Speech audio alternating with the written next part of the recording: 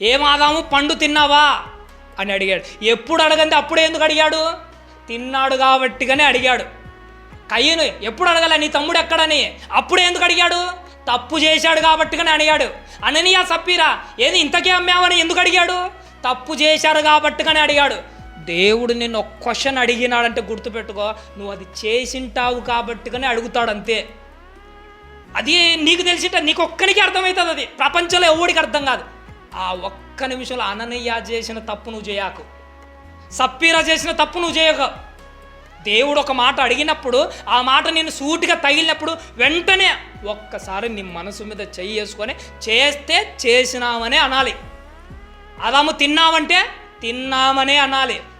నీ తమ్ముడు ఎక్కడంటే చంపినాననే చెప్పాలి. అననీయ ఇంతకేనంటే ప్రభువా నేను దాచుకున్నాననే చెప్పాలి. తప్పు చేసేటప్పుడు లేనిది ఒప్పుకోవడానికి ఎందుకు వచ్చింది మొహమాటము?